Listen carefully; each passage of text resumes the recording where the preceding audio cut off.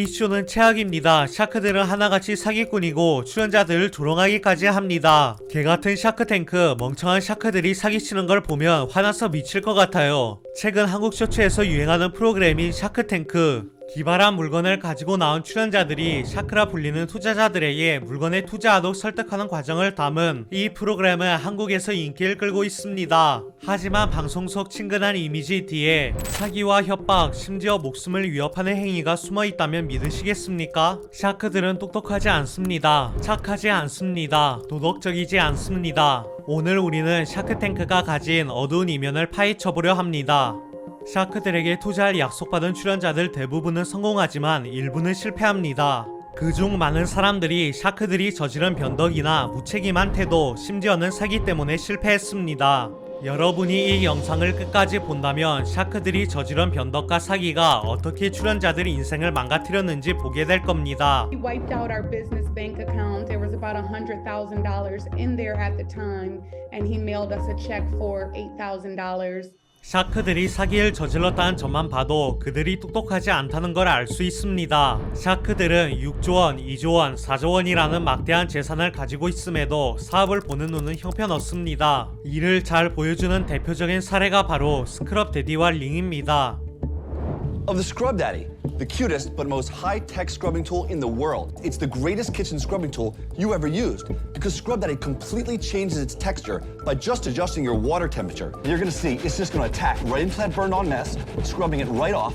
And remember, I'm just using water here. There's no chemicals at all, and it's gonna cut right through that.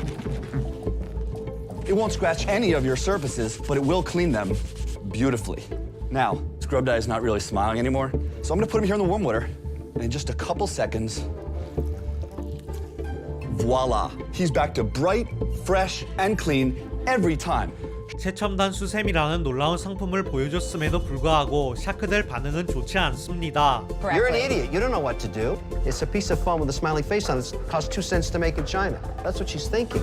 상품을 조롱하고 출연자를 인신공격하기까지 합니다. 하지만 샤크들 모두가 스크럽 데디가 가진 잠재력을 몰라보진 않았습니다. 샤크들 중 홈쇼핑 여왕이라고 불리는 로리만이 스크럽 데디가 가진 잠재력을 알아봤습니다. 그녀는 회사 지분 20%를 가지는 조건으로 스크럽 데디에 3억을 투자했습니다. 다음날 로리는 자신의 홈쇼핑 방송에서 7분도 안 되는 시간에 스크럽 데디 42,000개를 팔았습니다. 스크럽 데디가 성공할 걸 확신한 로리는 사업을 전국 단위로 확대했습니다. 그 결과 스크럽 데디는 2023년 5월 기준으로 누적 판매액 1조 5천억을 넘긴 대기업이 되었습니다. 로리는 총 800억 이상을 벌었습니다. 많은 사람들이 샤크탱크에서 최고로 성공한 사람이 1조 5천억 매출을 올린 스크럽 데디라 생각할 겁니다. 하지만 스크럽 데디는 샤크탱크에서 가장 성공한 사례가 아닙니다. 샤크들 중 누구도 선택하지 않았던 초인종 제작회사 링이 바로 그 주인공이었습니다. 2013년 4월 21일 제이미 시마노프라는 남자는 샤크탱크에 전 재산을 쓰기로 결정합니다.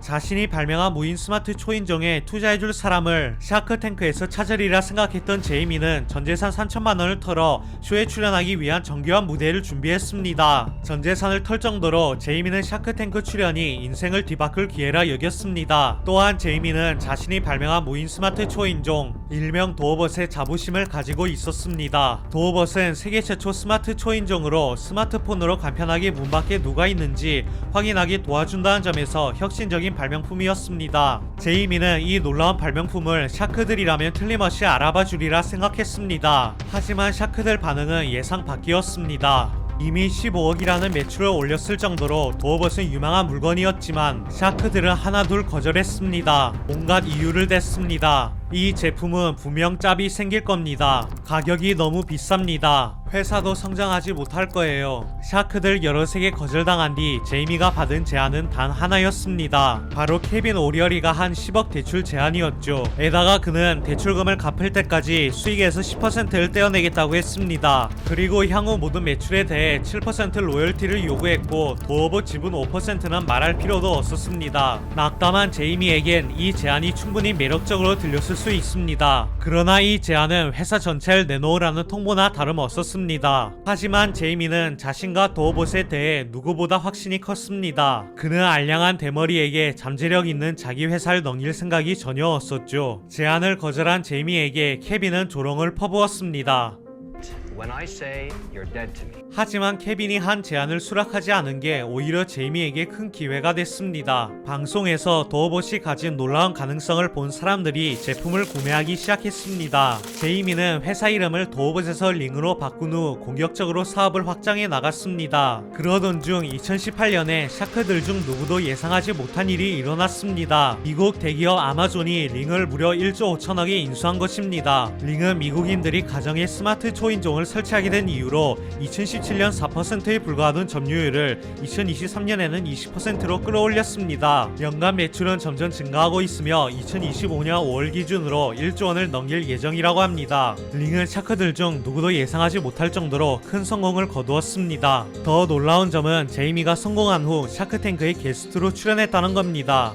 Sharks. Well, well, well. Look who's back.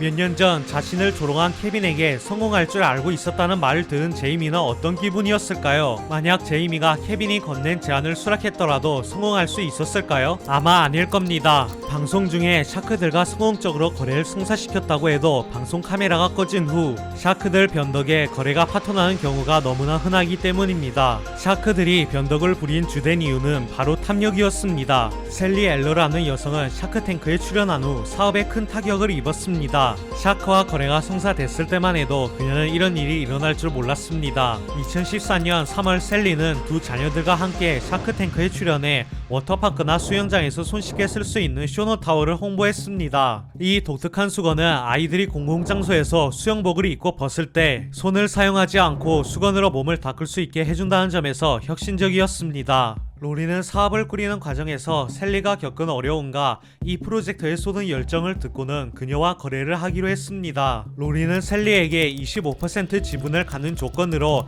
1억치 수표를 제안했는데 이는 셀리가 먼저 제안한 7천만 원보다 많은 금액이었습니다. 로리에게 투자 약속을 받은 셀리는 모든 게 꿈만 같았습니다. 앞으로 성공가도만 달릴 거라 생각했습니다. 하지만 로리가 건넨 호의가 셀리에게 회복할 수 없는 손해로 돌아와 사업 전체를 잃게 만들 줄은 몰랐습니다.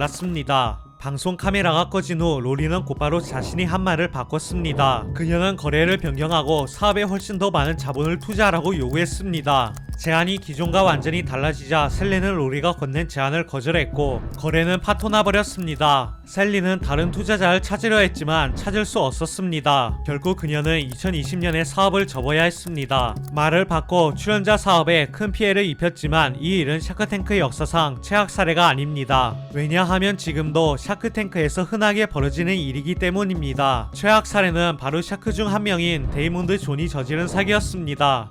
It's been a nightmare. I can't put it any more succinctly, you know. 전직 미시 축구 선수 엘 버바 베이커는 샤크와 거래한 후 모든 걸 잃었습니다. 그는 사업뿐만 아니라 자동차, 심지어 집까지 팔아야 했습니다. 갈비 사업에 투자할 사람을 찾기 위해 샤크탱크에 출연할 때만 해도 그는 이런 일이 벌어질 줄 몰랐습니다. 2013년 12월 전직 미식 축구 선수 엘 버바 베이커는 샤크탱크에 나와 뼈 얻는 갈비 사업을 소개했습니다. 베이커는 당시 경기 침체로 어려움을 겪고 있었지만 내색하지 않고 자신감 있게 홍보했고 샤크들 모두에게 호감을 샀습니다. 일은 놀라울 만큼 잘 풀렸습니다. 샤크들 전부가 그에게 거래를 제안했고 베이커는 지분 30%에 4억을 요구한 데이몬드와 거래를 하기로 했습니다. 200억이라는 수익을 올릴 정도로 사업은 승승장구했습니다. 베이커는 눈물을 흘리면서 말했습니다. 32여 년 동안 준비해온 프로젝트가 마침내 결실을 맺는 모습이 정말 감동적이었어요. 데이몬드 존 또한 내 인생 최대 규모 계약인 동시에 200억 이상 규모 성공이라며 자랑했습니다. 하지만 겉보기와 달리 상황은 최악으로 치닫고 있었습니다. 베이커와 가족들은 한 기사에서 데이몬드 존과 거래한 이후 벌어진 일에 대해 이야기했습니다. 기사는 카메라가 꺼진 뒤 데이몬드가 거래 조건을 지분 30%에 4억에서 지분 35%에 1억 5천으로 바꿀 걸 요구한 사실을 밝히며 시작했습니다. 로리가 제안을 바꾸자 거절한 셀리와 달리 베이커는 바뀐 제안을 수락했는데 그가 30년 넘게 준비해온 사업 성공이 이 거래에 달려있음을 알고 있었기에 거래를 수락해야 한다는 심한 압박감을 느꼈기 때문이었죠. 하지만 사업은 시작부터 삐걱거리기 시작했습니다. 데이몬드는 사업에서 기술적인 문제를 책임질 사람으로 네이트 톨츠페를 임명했습니다. 네이트는 샤크탱크에 출연해 데이몬드와 친해진 후 그와 가까운 동료로 지내던 사람이었습니다. 웹사이트, 온라인 마케팅, 자금 관리를 맡은 예정이었던 네이트를 베이커는 데이몬드에게 소개받았습니다. 베이커는 그때만 해도 그가 이런 실수를 저지를 줄 몰랐습니다. 뼈 없는 갈비를 샤크탱크 방송에서 홍보하기로 한 날 3시간 전까지 웹사이트는 전혀 준비가 되지 않았고 온라인 주문으로 약 4억 원을 벌었지만 네이트가 판매사를 설정하지 않았기 때문에 4천만 원 이상을 환불해야 했습니다. 물론 고의로 한 것이 아닌 실수였기 때문에 넘어갈 수도 있겠지만 그가 나중에 한 행동들은 그냥 넘어갈 수준이 아니었고 명백한 고의였습니다. 예시로 네이트는 회계를 맡았지만 베이커와 그의 아내가 사업에 대한 재무 보고서를 요청해도 전혀 응하지 않았습니다. 베이커는 데이몬드에게 불평을 해봐도 데이몬드는 완전히 무시하면서 그에게 키스하라고 한 게 아니야. 알다시피 이건 사업이잖아. 라며 말했습니다. 보다 못한 베이커는 사업에서 네이트를 쫓아내기로 했습니다. 하지만 상황은 더 악화됐습니다. removed from our business. But once we were able to finally have Nate removed from our business, he wiped out our business bank account. There was about $100,000 in there at the time, and he mailed us a check for $8,000.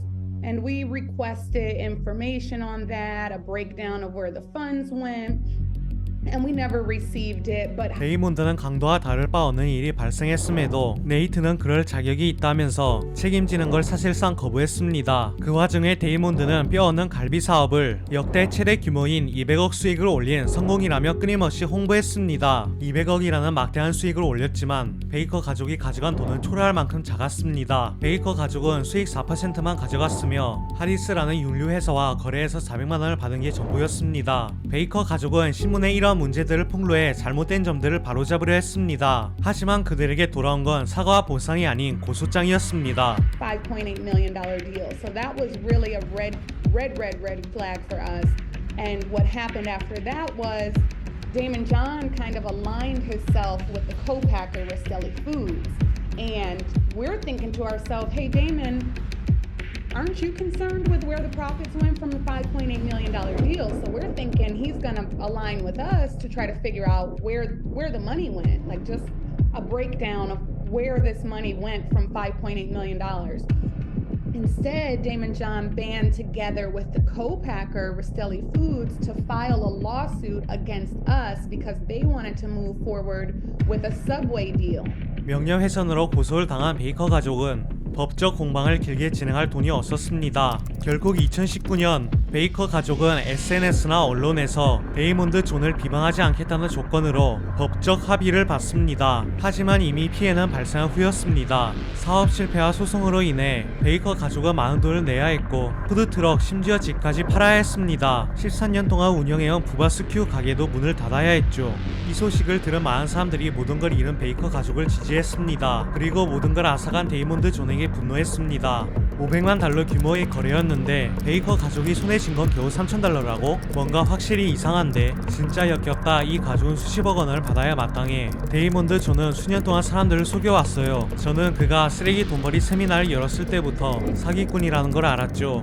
많은 사람들이 베이커를 지지하자 그는 용기를 얻었습니다. 그는 잘못된 점을 바로잡기 위해 한 번 더 신문에 모든 걸 폭로하기로 했습니다. 2024년 인터뷰를 실은 로스앤젤레스 신문 기사엔 데이몬드와 거래한 뒤 베이커가 겪은 어려움이 적나라하게 적혀져 있었습니다. 베이커는 신문 기사를 본 데이몬드 존이 보상 아니면 최소한 사과라도 하기를 바랬습니다. 하지만 데이몬드 존은 사과를 하는 대신 그를 한 번 더 고소했습니다. 법원은 베이커 가족이 2019년 합의 조건을 위반했다며 데이몬드 편을 들어줬습니다. 판사는 베이커 가족에게 SNS나 언론에서 데이몬드 존을 비방하는 걸 영구적으로 금지하는 판결을 내렸습니다. 또한 존을 비방하는 게시물들을 전부 삭제하라고 명령했습니다. 이 모든 일에도 불구하고 데이몬드는 전혀 미안한 기색을 보이지 않았습니다. I'm making this video to address this LA Times article that Al Bubba Baker and Brittany Baker intentionally broke the confidentiality and put out and shopped to this reporter. And at best, it's not true, and that's me being kind. Now, the reason I'm doing this is because I want you to always stand up for yourself, no matter what position you get in life, just like I am. Don't sit back and think, oh, the truth is going to set us free because I have the truth, but I'm under confidentiality and I can't put the truth out there in detail. But public opinion also could potentially affect your family, your loved ones, the people that have worked on this project and invested in it. When your family's out there and because of public opinion, these people now, after the LA Times article is out, they're online damn near harassing me at this point and putting up a lot of falsities, and I will not stand for that. I'm always going to stand up for myself. 가까운 동료였던 네이트가 일으킨 논란에 휘말리지 않으려 애쓰고 있었기 때문이었습니다. 네이트는 교제 중이던 여성에게 3억 원을 뜯어내고 집을 속여 넘기게 한 혐의로 성폭행과 사기죄가 인정돼 징역 15년형을 선고받았습니다. 데이몬드 존은 자신은 무관하다며 범죄에 가담하지 않았다고 극구 부인했습니다. 하지만 당시 데이몬드 존과 네이트가 가까운 동료 사이였던 점에서 의심을 거두기 어렵습니다. 샤크 중 한 명인 데이몬드 존은 사기라고 봐도 무방할 행동을 했습니다. 물론 다른 샤크들은 그런 일을 하지 않았기에 샤크탱크는 여전히 긍정적으로 볼 수 있습니다. 하지만 일부 샤크들이 사기와 다를 바 없는 제품을 홍보해 돈을 벌고 있다는 점에서 그렇지 않은 것 같습니다. 예시로 데이몬드 존은 주식 사기꾼인 제임스 본드 픽스가 운영하는 주식강좌를 홍보했습니다. 물론 네이트가 함께 일했을 때처럼 제임스 본드 픽스가 나중에 범죄자가 될 줄 몰랐던 거라면 이해할 수 있는 부분이기도 합니다. 하지만 사기꾼을 홍보한 데이몬드 존도 케빈 오라이에 비하면 아무것도 아닙니다. 케빈 오라이는 사기인지 아닌지 의심도 하지 않고 자신한테 돈만 준다면 뭐든지 홍보하고 있기 때문입니다. 단돈 160만 원에 말이죠. 실제로 그는 꽤 큰 수익을 올리고 있었습니다. 이 방법으로 200만 달러 약 27억 원을 번 케빈 오라이리는 2025년인 지금도 돈만 준다면 뭐든지 홍보하고 있습니다. 단돈 200만 원에 말이죠. 위 같은 논란들에도 샤크탱크가 인기가 많다는 건 명백한 사실입니다. 지금도 성공을 꿈꾸는 수많은 참가자들이 샤크탱크에 출연하고 있으며 샤크들은 여전히 그들을 조롱하거나 비웃기도 합니다. 만약 샤크 중 한 명이 큰 논란이 터지더라도 쇼는 샤크를 교체한 후 계속해서 이어나갈 겁니다. 정말로 큰 논란이 터지지 않는다면 말이죠.